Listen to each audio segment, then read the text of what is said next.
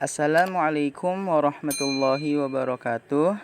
Kami dari kelompok 6 mata kuliah statistik yang beranggotakan Anastia Zalfa, Tina Septiarini, dan Wahyu Aji akan mempresentasikan beberapa cara terkait pembuatan proposal penelitian kuantitatif.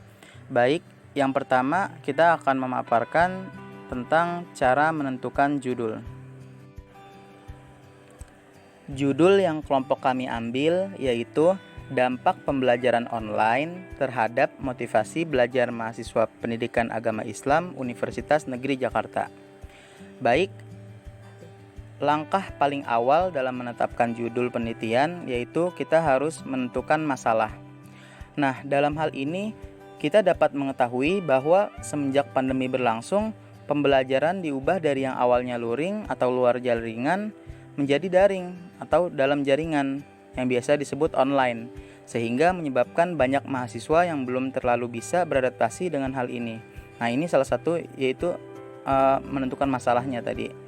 Atau motivasi setiap orang berbeda-beda tergantung bagaimana cara seseorang mengatasinya. Ada yang stabil dan juga ada yang tidak stabil, bahkan kehilangan motivasi itu sendiri. Selanjutnya, menentukan masalah itu contohnya banyak orang yang sudah menyadari perubahan itu datang tapi tidak mengetahui cara untuk survive terhadap hal tersebut. Alhasil motivasi dalam diri mereka tidak stabil. Nah, itu diantara masalah-masalah yang kita tentukan tadi. Lalu kalau tadi yang pertama menentukan masalah, lalu yang kedua yaitu menentukan tujuan penelitian. Nah, tujuan penelitiannya itu apa? Misalnya yang pertama, agar kita dapat mengetahui apa saja dampak pembelajaran online terhadap motivasi belajar mahasiswa. Yang kedua, agar kita dapat mengetahui apa saja yang dapat kita lakukan untuk beradaptasi dengan berubahnya sistem pembelajaran dari luring ke daring. Nah, selanjutnya agar kita bisa mengetahui bagaimana caranya untuk bisa menghindari penurunan motivasi akibat dari perubahan sistem pembelajaran tadi. Nah, itu salah satunya dari sekian banyak tujuan penelitian. Itu beberapa contohnya. Lalu kalau tadi yang pertama menentukan masalah, kedua menentukan tujuan penelitian, lalu cara yang terakhir yaitu menentukan variabel penelitian. Adapun variabel yang kita ambil ada variabel independen dan variabel dependen. Nah, variabel independennya yaitu perubahan sistem pembelajaran, sedangkan variabel dependennya motivasi belajar. Selanjutnya adalah cara membuat latar belakang masalah. Langkah pertama yang dapat kita lakukan untuk membuat latar belakang yaitu menentukan bagian-bagiannya. Adapun bagian awalnya dapat kita cantumkan masalah atau gambaran umum dari masalah yang telah kita pilih. Kita dapat membuatnya dari yang umum sampai ke khusus dari permasalahan yang sedang kita bahas. Langkah kedua yaitu mengisi bagian berikutnya dengan fakta-fakta, data-data, ataupun pendapat ahli yang memperkuat permasalahan yang sedang dan akan kita bahas tersebut. Langkah terakhir atau langkah ketiga yaitu dengan memberikan jawaban atau pernyataan berupa solusi yang dapat kita tawarkan sehingga muncullah judul yang akan kita bahas, serta boleh juga memaparkan solusi untuk menjawab permasalahan yang sedang kita amati.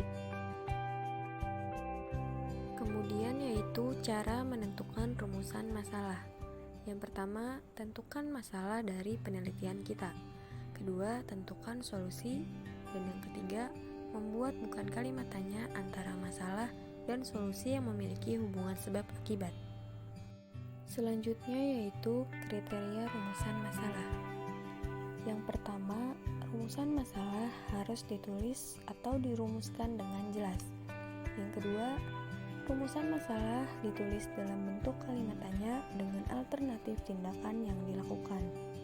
Yang ketiga, rumusan masalah harus mengandung unsur pertanyaan yang dapat diuji secara empiris. Yang keempat, rumusan masalah harus mengandung deskripsi tentang kenyataan dan keadaan yang diinginkan. Yang kelima, rumusan masalah harus disusun dalam bahasa yang jelas dan singkat, istilahnya padat berisi. Yang keenam, cakupan dari rumusan masalah juga harus jelas. Yang ketujuh, Pertanyaan dalam rumusan masalah harus memungkinkan untuk dijawab dengan metode ilmiah. Yang kedelapan, batasan penyusunan rumusan masalah. Yang kesembilan, rumusan masalah harus spesifik pada variabel-variabel yang diteliti. Yang kesepuluh, menggunakan argumen yang masuk akal. Artinya, dalam pembatasan harus rasional sesuai dengan logika. Yang ke-11, rumusan masalah ditentukan atau ditetapkan pada variabel yang tepat. Maka rumusan masalah pada penelitian kelompok kami yaitu: 1. Bagaimana dampak pembelajaran online terhadap motivasi belajar mahasiswa PAI UNJ? 2. Apa saja faktor yang memengaruhi motivasi belajar mahasiswa PAI UNJ saat pembelajaran online? 3. Apa bentuk motivasi belajar yang berpengaruh bagi mahasiswa PAI UNJ saat pembelajaran online? Pembahasan selanjutnya yaitu cara menyajikan data dalam bentuk tabel distribusi frekuensi dalam aplikasi SPSS. Di kelompok 6 mata kuliah statistik, di sini kita akan membahas dan menjelaskan tentang bagaimana caranya membuat tabel distribusi frekuensi pada SPSS. Di sini kita mengambil dari kelompok kita yang telah kita kumpulkan. Jadi di sini itu ada namanya P1 dan itu pernyataan 1 dan pernyataan 2. Nah, sedangkan kalau kode itu penilaiannya jadi dari 1 sampai 5 gitu. Ini di sini terlihat kayak 1, 2, 3, 4. Oke, next.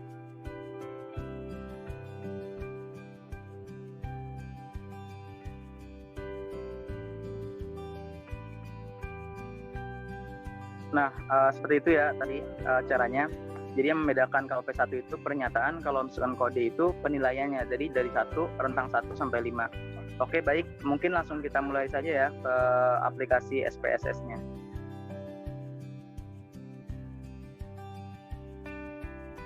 Variabel ya. Nah, di sini tuh nanti kita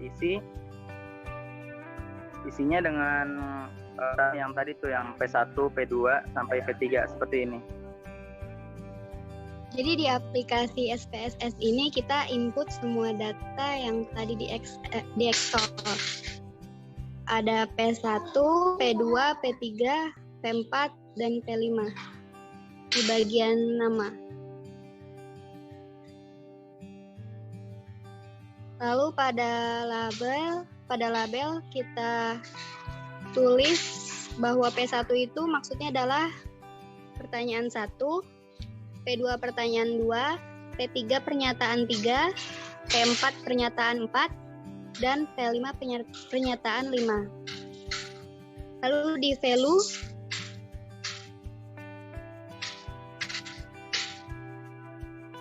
diisi skala yang tadi. Ada 1 adalah sangat tidak setuju, dari keinginan berhasil dalam pembelajaran.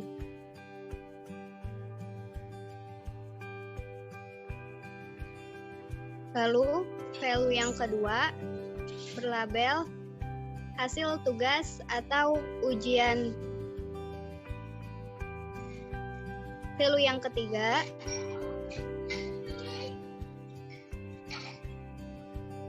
berlabel pujian. Value yang keempat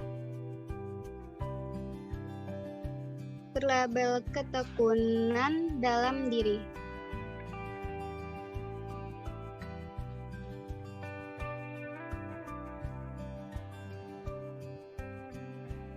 Value yang kelima yaitu model pembelajaran ujian yang menyenangkan. Di edit semua.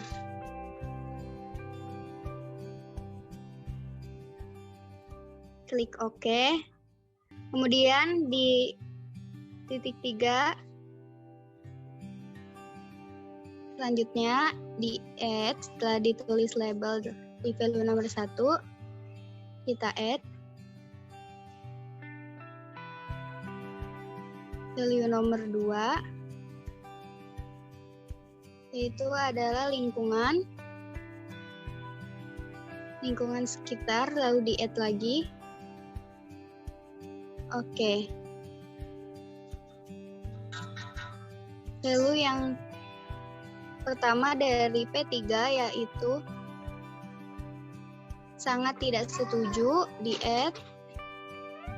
Yang value kedua tidak setuju. Value ketiga netral. Value keempat setuju. Value kelima sangat setuju.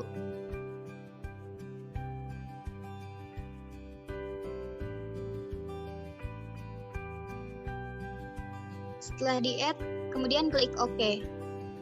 Kita ulang langkah tersebut sampai ke P5.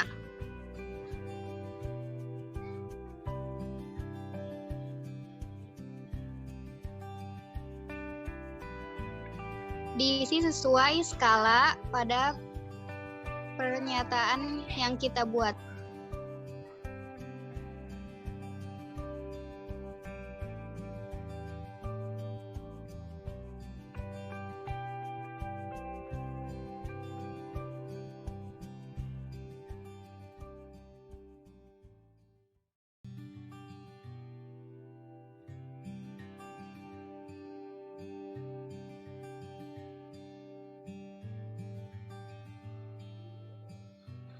Sudah semua kita add lalu OK.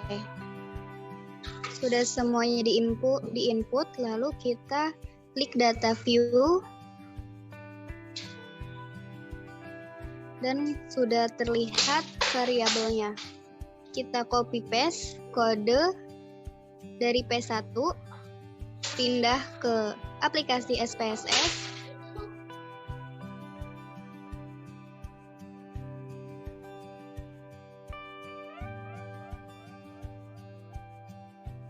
Lalu kembali ke Excel, kita copy paste lagi kode dari P2.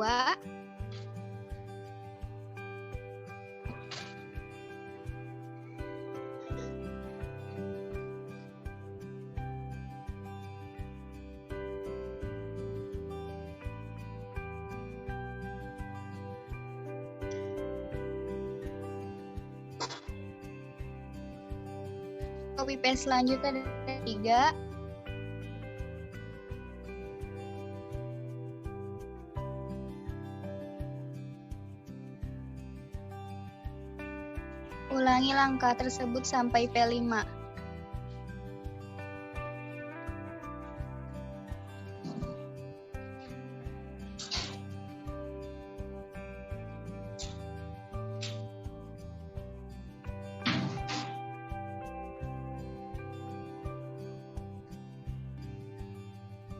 Kemudian klik Analyze, Descriptive Statistik, dan Frequencies. Lalu kita pindahkan ke kolom variabel. Bisa pindahkan satu-satu atau langsung semua. Lalu klik OK.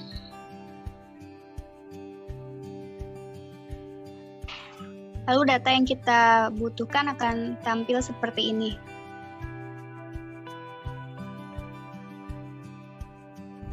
Oke, sekian presentasi dari kelompok kami tentang cara pembuatan proposal penelitian kuantitatif dan cara menyajikan data dalam bentuk tabel distribusi frekuensi dalam aplikasi SPSS. Kurang lebihnya mohon maaf. Terima kasih. Wassalamualaikum warahmatullahi wabarakatuh.